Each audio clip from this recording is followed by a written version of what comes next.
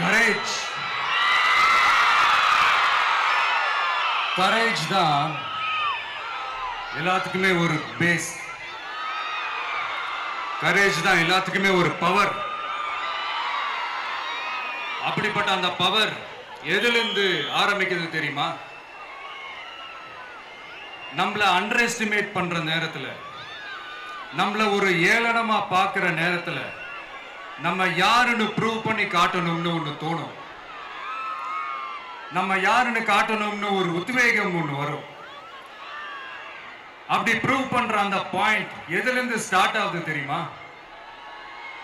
எந்த விஷயத்துல நம்மள கிண்டலும் கேலியுமா பேசுறாங்களோ அதே விஷயத்தை வச்சு நம்ம அது ஒரு பாசிட்டிவா மாத்துறதுன்னு ஒண்ணு இருக்குல்ல, அதே விஷயத்தை வச்சு நம்ம அது ஒரு ஃபயரா மாத்துறதுன்னு ஒன்று இருக்குல்ல, அங்கிருந்து தான் அந்த பவரே ஸ்டார்ட் ஆகும். அப்படிப்பட்ட அந்த உண்மையான அந்த பவரை சொல்ற அந்த பாயிண்ட்ல இருந்து ஆரம்பிக்கலாமா? ஏ விஜய், வீட்டை விட்டு வெளியே வா. ஏ விஜய், பணியூர் விட்டு வெளியே வா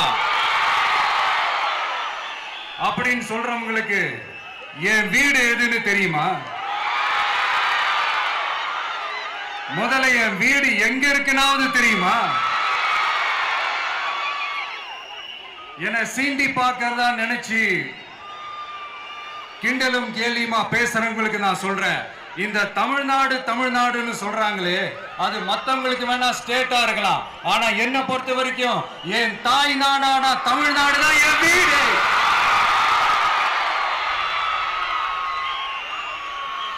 என் வீட்டுல மொத்தம் எத்தனை பேர் இருக்காங்க தெரியுமா? 8 கோடி பேர் இருக்காங்க. ஒட்டுமொத்த தமிழ்நாட்டு மக்களும் என் வீட்டு மக்கள், என் குடும்பம், என் உறவு, என் சொந்தம். எனக்கு எல்லாமும் கொடுத்த இந்த 8 கோடி சொந்தங்களுக்கு இனிமே எல்லாமுமா கூட நிக்க போறது இந்த விஜய் மட்டும்தான். தமிழ்நாட்டோட முதல் படை வீரனா, தமிழ்நாட்டோட முதல் பாதுகாவலனா அவங்க கூடவே நிக்கணும்ன்றதுதான் என்னுடைய குறிக்கோள். இன்னைக்கு இந்த விஜய், உங்க விஜய் உங்ககிட்ட ஓட்டு கேட்டு மட்டுமே வரல, உங்ககிட்ட நீதி கேட்டும் வந்திருக்கிற. ஆக்சுவலா உங்களுக்காக நீதி கேட்கறதுக்காக தான் நான் அரசியலுக்கே வந்தேன். ஆனா இன்னைக்கு நான் உங்ககிட்ட நீதி கேட்கறதுக்காக வந்திருக்கிறேன். இந்த விஜய் என்னங்க தப்பு பண்ணா? தன்னை நேசிச்ச தன்னுடைய மக்களுக்காக அரசியலுக்கு வந்தா அது ஒரு தப்பா?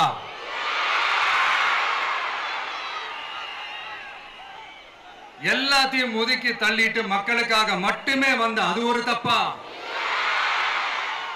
இந்த மத்த கட்சிகளுக்கெல்லாம் மாநாடு நடத்துறதுக்கோ பொதுக்கூட்டம் நடத்துறதுக்கோ இல்ல ஹால் ஃபங்க்ஷன்ஸ் நடத்துறதுக்கோ பர்மிஷன் கொடுப்பாங்க, இடம் கொடுப்பாங்க. ஆனா நமக்கு மட்டும் இடம் கொடுக்க மாட்டாங்க, கொடுக்கவும் விட மாட்டாங்க. இது என்னங்க நியாயம்?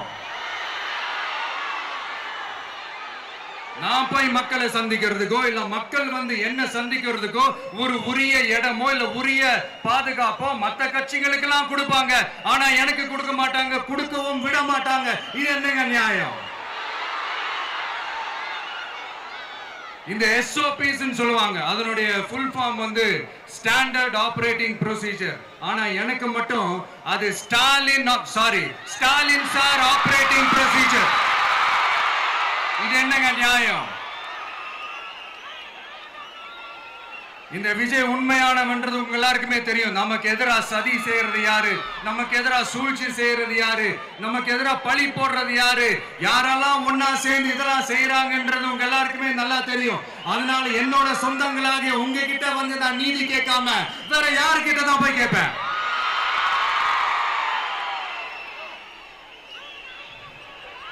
செல்ஃபே எடுக்காத ஒரு கூட்டணி கணக்கு,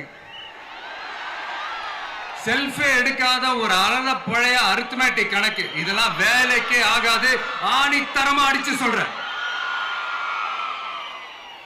அப்புறம் இந்த காசு கொடுத்து ஓட்டு வாங்கிடலாம்னு கனவு காண்றாங்கல்ல, அதுவும் இந்த விஜய் வந்ததுக்கு அப்புறம் நடக்கவே நடக்காது. வண்டி வண்டியா கொண்டாந்து குட்டுவாங்க. 1000, 2000, 3000, 4000, 5000. சாமி மேல சத்தியெல்லாம் வாங்குவாங்க. அப்படிதான் இத்தனை வருஷமா உங்களை ஏமாத்தி இருக்கிறாங்க. வாங்கிக்கங்க, சந்தோஷமா வாங்கிக்கங்க. எல்லாம் உங்க பணம் தான். வாங்கிக்கிட்டு அவங்க காதிலே விசில ஊதி அனுப்புங்க. எப்படி? அவங்க செவிலே விசில ஊதி அனுப்புங்க.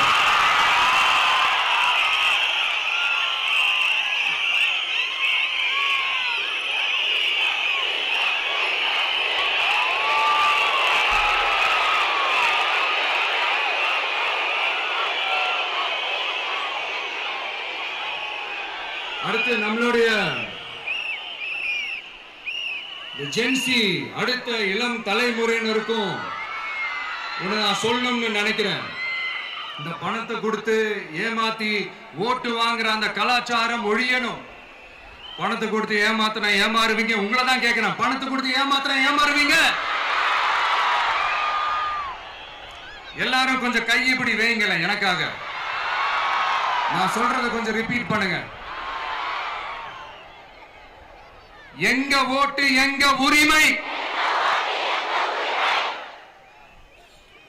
எங்களை யாரும் விலைக்கு வாங்க முடியாது.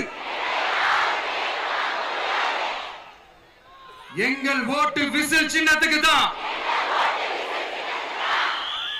வேற யாரையும் நம்பி ஏமாற மாட்டோம். தேங்க்யூ. கேட்டுச்சா சார்?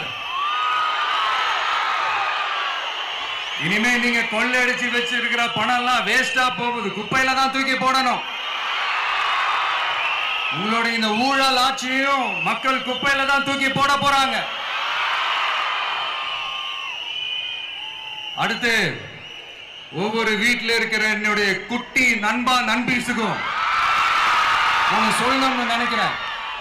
வீட்டில் டிவியில உட்கார்ந்து இந்த பிரச்சார மீட்டிங் எல்லாம் பார்த்துட்டு இருப்பீங்க. உங்களையும் உங்களுடைய ஃபியூச்சரையும் மைண்ட்ல வச்சுக்கிட்டு தான் நாம அரசியலுக்கே வந்திருக்கிறோம். அதனால எனக்காக நீங்க ஒண்ணு செய்யணும். தொடர்ந்து செஞ்சுக்கிட்டு தான் இருக்கிறீங்க. நான் நிறைய கியூட்டான வீடியோஸ்லாம் நான் பார்க்கிறேன்.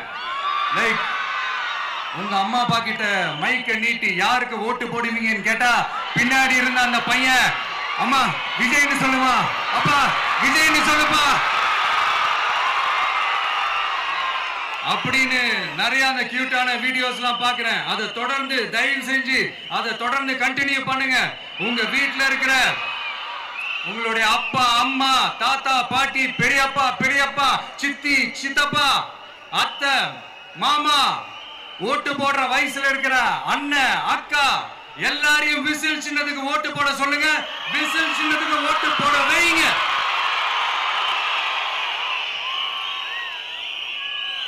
இந்த தேர்தல் நெருங்கிற இந்த நேரத்தில் பொலிட்டிக்கலா ஸ்பீக்கிங் டு த பாயிண்ட் ஒரே ஒரு விஷயம் நான் சொல்லணும். நாங்க அரசியலுக்கு வந்தது எந்த கட்சியும் ஒழிக்கிறதுக்கோ அழிக்கிறதுக்காகலாம் நாம் அரசியலுக்கு வரல. யார் மேலேயும் தனிப்பட்ட ஒரு வன்மமோ இல்ல தனிப்பட்ட கோபமோ அப்படிலாம் யார் மேலேயும் கிடையாது. இந்த மற்றவங்க மாதிரி இந்த வெறுப்பு அரசியல் பண்றதுக்காகலாம் நாம அரசியலுக்கு வரல. அரசியல் ரீதியா நம்மளுடைய எதிரிகள் யாருன்னு டிக்ளேர் பண்ணிட்டு தேர்தலில் நின்று ஜெயிச்சு மக்களுக்காக எங்களுடைய நன்றி கடனை செலுத்துறதுக்காக தான் நாம அரசியலுக்கே வந்திருக்கோம். Just want to make this clear. அவங்கள கேள்வி கேட்கறதுக்கு முன்னாடி அவங்களுடைய இயலாமையை மறைக்கிறதுக்காக இந்த ஏ டீம் பி டீம் இதெல்லாம் கூட சேர்த்துக்கிட்டு ஒரே விஷயத்த சொல்லி அழுவுறாங்கல்ல. என்னன்னு சொல்லி அழுவுறாங்க? அனுபவம் இல்லாதவங்களால எப்படி ஆட்சி அதிகாரத்தை செய்ய முடியும் அப்படின்னு ஒரே விஷயத்த சொல்லி அழுவுறாங்கல்ல. அந்த அழுகைக்கு நாம ஒரு பதிலடி கொடுக்கணும்ல. மக்களே, நான் உங்களையே கேட்கிறேன், தெரியாம தான் கேட்கிறேன். இந்த அனுபவம் அனுபவம் அனுபவம்னு சொல்றாங்களே, அதிகாரத்தை வச்சு மக்கள் பணத்தை கொள்ளையடிச்சதை தாண்டி வேற ஏதாவது கொம்பு முளைச்ச பெரிய அனுபவம் இவங்களுக்கு இருக்குதா?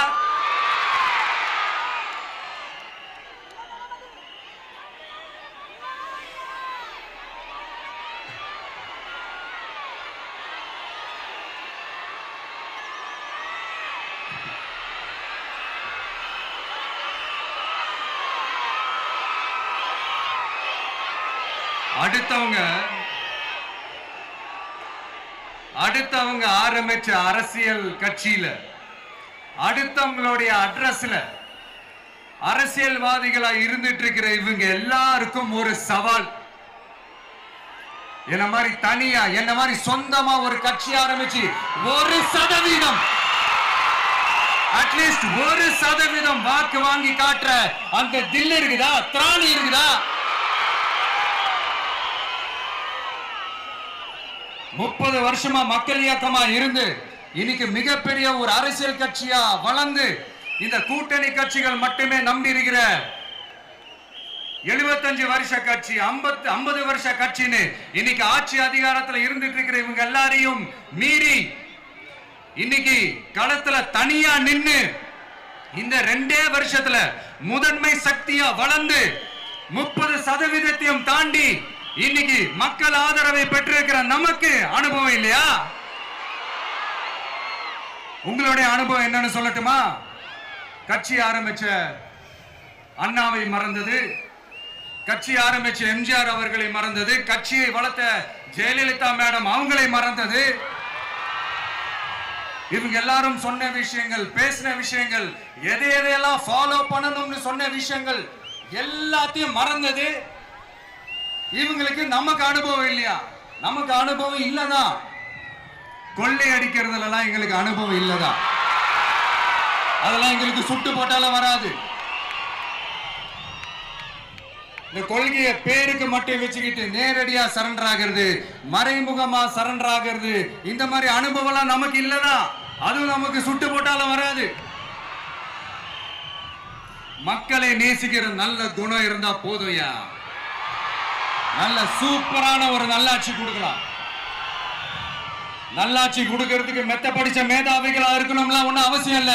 காமராஜர் அவர்கள் மாதிரியோ, எம்ஜிஆர் அவர்கள் மாதிரியோ மக்கள் சக்தியின் துணையால, மக்கள் மேல அக்கறையா இருக்கக்கூடிய நல்ல அதிகாரிகளின் துணையால சூப்பரான ஒரு நல்லாட்சி என்னால கொடுக்க முடியும், செஞ்சு காட்டுறேன்.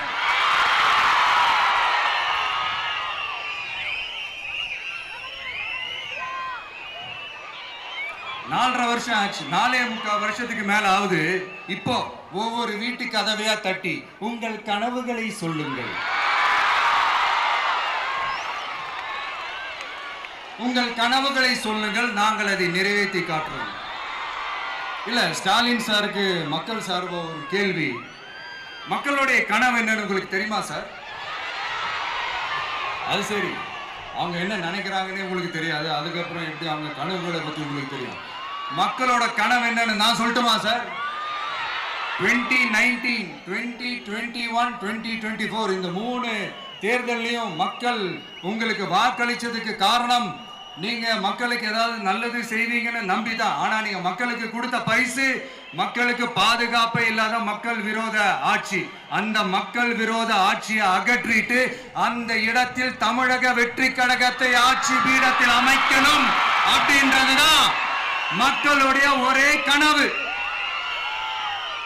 இந்த மக்கள் விரோத திமுக அரசை நிலைக்க கூடாது அப்படின்றதுதான் மக்களுடைய ஒரே கனவு. 100% தூய சக்தி டிவிக்கு ஆட்சி அமைக்கும். அதுல உங்களுடைய கனவுகள், உங்களுடைய ட்ரீம்ஸ் எல்லாமே ஃபுல்ஃபில் ஆகும், நிஜமாகும்.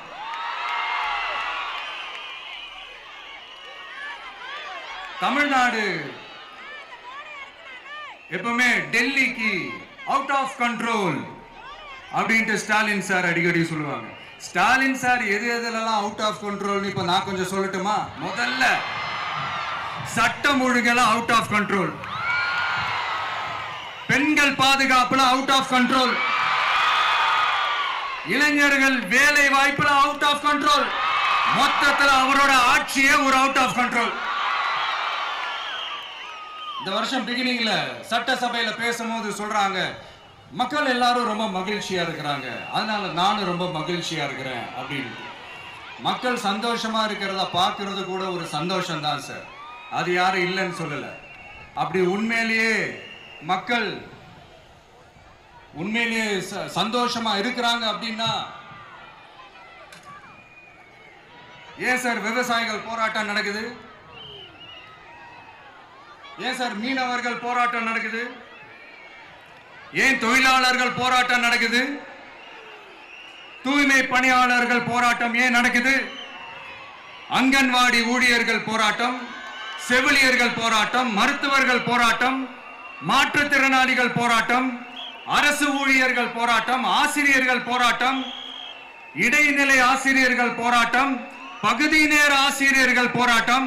இதெல்லாம் உங்க ஆட்சியில மக்கள் மகிழ்ச்சியா இருக்காங்கன்றதுக்காக நடக்கிற போராட்டமா சார்? எனக்கு தெரிஞ்சு மக்கள் சந்தோஷமா இருக்கிறாங்கன்னா பொங்கல் வச்சு கொண்டாடுவாங்கன்னு கேள்விப்பட்டிருக்கிறேன். உங்க ஆட்சியில தான் போராட்டம் நடத்தி அவங்களுடைய மகிழ்ச்சியை வெளிப்படுத்துறாங்கன்னு நினைக்கிறேன். இன்னும் தீரவே தீராத பிரச்சனைகள்னா இருக்கிற இடம் பிரச்சனை, பார்க்கிற வேலை பிரச்சனை, பண்ற தொழில் பிரச்சனை, விலைவாசி பிரச்சனை, தண்ணி பிரச்சனை, பஸ் வசதி இல்லைன்ற பிரச்சனை, ரோடு சரி இல்லைன்ற பிரச்சனை, ஆஸ்பத்திரி சரியா இல்லைன்ற பிரச்சனை. இப்படி எல்லாம் ஒரு அடிப்படை விஷயங்களே பிரச்சனையா இருந்தா அப்போ ஆளுங்கட்சின்னு ஒண்ணு எதுக்குதான் இருக்கிறாங்க அப்படின்னு தானே மனசுல தோணும் மக்களுக்கு. ஆட்சிக்கு வர்றதுக்கு முன்னாடி தான் பொய்யா அடிச்சு விட்டீங்க. இப்ப ஆட்சியை விட்டு போகும்போது கூட பொய்யா பேசுறீங்களே சார், என்ன சார் இது? மாத்தி பேசுறதுல நீங்க வேற லெவல் தான் சார். ஆட்சிக்கு வந்த அடுத்த வருஷமே 2022ல 70% வாக்குறுதிகளை நிறைவேற்றிட்டோம்னு சொன்னாங்க. அப்புறம் போன வருஷம் 90% வாக்குறுதிகளை நிறைவேற்றிட்டோம்னு சொன்னாங்க. அப்புறம் இந்த வருஷம் 505 வாக்குறுதிகளை 404 வாக்குறுதிகளை நிறைவேற்றிட்டோம். கிட்டத்தட்ட ஒரு 80% வாக்குறுதிகளை நிறைவேற்றிட்டோம்னு சொன்னாங்க. முதல்ல 70, அப்புறம் 90, அப்புறம் 80. இன்னும் தேர்தல் நெருங்க அது 60, 50, 40, 30, 20ல போய் நிற்கும்னு நினைக்கிறேன். அதையும் அவரே அறிவிப்பாரோ என்னமோ எனக்கு தெரியல. முதல்வர் ஸ்டைல்லையே சொல்லணும்னா, பொய்யிலேயே பிறந்து பொய்யிலேயே வளர்ந்த புலவர் பெருமானே, கொஞ்சம் அத திருத்தி சொல்றேன், புலுகர் பெருமானே. அது இன்னும் பொருத்தமா இருக்கும். அவருடைய அண்ட புழுகு, ஆகாச புழுகு என்ன தெரியுமா? பெண்களுக்கு பாதுகாப்பு தமிழ்நாட்டில் எங்க போனாலும் கொட்டி கிடக்குதான். அப்படி அது உண்மைனா அண்ணா யூனிவர்சிட்டி அந்த பொண்ணுக்கு ஏன் சார் அப்படி ஒரு கொடுமை நடந்துச்சு? கோவை கல்லூரி பெண்ணுக்கு ஏன் சார் அப்படி ஒரு கொடுமை நடந்துச்சு? பெண் குழந்தைகள் பாதிக்கப்படுறதா கிட்டத்தட்ட 1000க்கும் மேலான போக்சோ கேசுகள் ஏன் சார் பதிவானுச்சு? போதைப் பொருள் கலாச்சாரம் கண்ட்ரோலே இல்லாம அது பாட்டுக்கு தாறுமாற எங்கேயோ போய்கிட்டு இருக்கு. வயலன்ஸ் எல்லாம் தலைவிரிச்சு ஆடுது. அதுக்கு ஒரு ரீசெண்ட் எக்ஸாம்பிள், அந்த ரயில்வே ஸ்டேஷன்ல அந்த சிறுவர்கள் எல்லாரும் சேர்ந்து செஞ்ச அந்த சம்பவம். சட்டம் ஒழுங்கு சரியா இருந்தா ஏன் சார் இப்படி எல்லாம் நடக்குது? சட்டம் ஒழுங்கு சரியா இருக்கணும்னா முதல்ல தமிழ்நாட்டுக்கு ஒரு டிஜிபி வேணும் சார். எங்க சார் போனார் அவரு? எங்க அவரு? சும்மா இந்த ஆக்டிங் ஆபீசரை வச்சுக்கிட்டு அரசாங்கத்தை நடத்துனீங்கன்னா இப்படிதான் சட்டம் ஒழுங்கு சந்தி சிரிக்கும். முதல்ல தமிழ்நாட்டுக்கு ஒரு டிஜிபியை போடுங்க சார். அதுக்கப்புறமாச்சும் சட்டம் ஒழுங்கு சரியாகுதான்னு பார்ப்போம். சரிப்பா, கேள்வியா கேட்கிறியே, நீ வந்தா என்ன செய்வ அதானே கேட்கறீங்க. கரெக்ட், கேட்கணும். மக்களோட அடிப்படை தேவைகளை தீர்க்கிறது தான் நம்மளுடைய ஃபர்ஸ்ட் வேலையே. அதை தீர்க்கிறதுக்கான அந்த தேடி போறது, அதோட சொல்யூஷனை தேடி போறது தான் நம்மளுடைய ஃபர்ஸ்ட் அஜெண்டாவே. கொஞ்சம் வெயிட் பண்ணுங்க, தேர்தல் அறிக்கை ரெடி ஆயிட்டு இருக்கு. தெளிவான ஒரு தேர்தல் அறிக்கையாவது வரும். என்ன நம்புற உங்களை நான் டிசப்பாயிண்ட் பண்ணவே மாட்டேன்.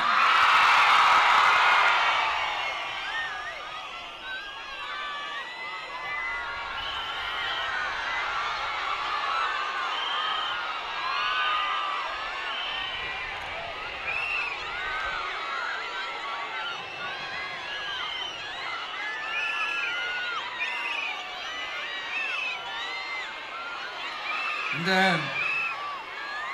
சும்மா ஆட்சிக்கு வரணும்ன்றதுக்காக இந்த நடைமுறைக்கு சாத்தியமே இல்லாத இந்த மாதிரி விஷயங்கள் எல்லாம், வாக்குறுதிகளை நான் என்னைக்குமே கொடுக்கவே மாட்டேன்.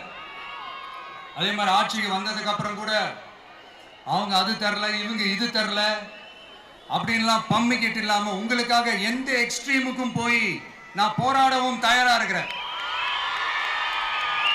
அதனால நான் மறுபடியும் இதை நான் ரிப்பீட் பண்றேன். இவ்வளவு நாள் இதை நான் மட்டும் தான் சொல்லிக்கிட்டு இருந்தேன். இப்ப களமே சொல்லுது, ரெண்டே ரெண்டு பேருக்கு நடுவுல தான் போட்டியே. ஒண்ணு இன்னொன்னு, ஒண்ணு தூய சக்தி டிவிக்கு, இன்னொன்னு தீய சக்தி DMK.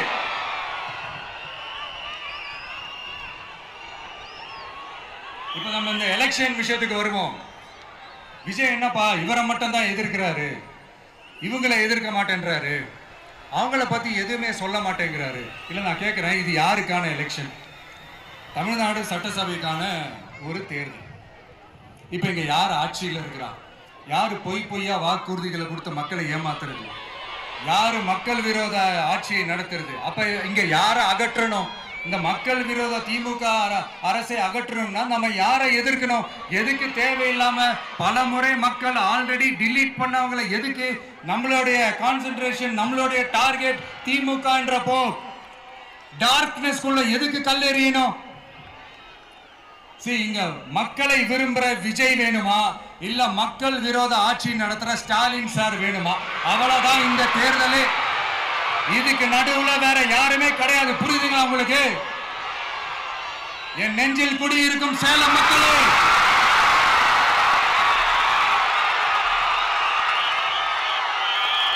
One last simple question, Vijay நம்புறீங்களா ஸ்டாலின் சாரை நம்புறீங்களா? அவ்வளவுதான், முடிஞ்சு போச்சு. கதம் கதம். போர் முழக்கம் உங்களை ஒரு நிமிஷம் கூட தூங்க விடாது. இந்த போன லாஸ்ட் வீக் இந்த டிஎன்பிஎஸ்சி இந்த எக்ஸாம்ஸ், இந்த குரூப் 2 எக்ஸாம்ஸ் அதை அனௌன்ஸ் பண்ணிட்டு உடனே அதை கேன்சல் பண்ணிட்டாங்க. இது உலகத்துக்கு எல்லாருக்கும் தெரியும். கேன்சல் பண்ணிட்டு ரொம்ப சிம்பிளா டெக்னாலஜி ஏதோ சம் ஃபால்ட், டெக்னிக்கல் ஃபால்ட் அப்படின்னு சொல்லி அதை கடந்து போயிட்டாங்க. இத்தனை வருஷமா ராத்திரி பகலமா கஷ்டப்பட்டு படிச்சு எப்படியாவது நமக்கு அந்த வேலை கிடைக்காதான்னு அந்த எக்ஸாம்ஸை ஃபேஸ் பண்ண வந்த நம்மளுடைய தம்பி தங்கைகள் எவ்வளவு ஒரு மன உளைச்சலுக்கு ஆளாயிருப்பாங்க. அதை யாராவது யோசிச்சு பார்த்தீங்களா? ஒரு எக்ஸாம்ஸை ஒழுங்கா நடத்த தெரியல, இதுல உலக நாடுகளோட போட்டி போடுறாங்களாம். நம்மளுடைய தம்பி தங்கைகள் நம்ம அம்மா அப்பா கிட்ட சொல்லுங்க, யாரும் தைரியம், எல்லாரும் தைரியமா இருங்க. வரப்போறது உங்க ஆட்சி, நம்ம ஆட்சி.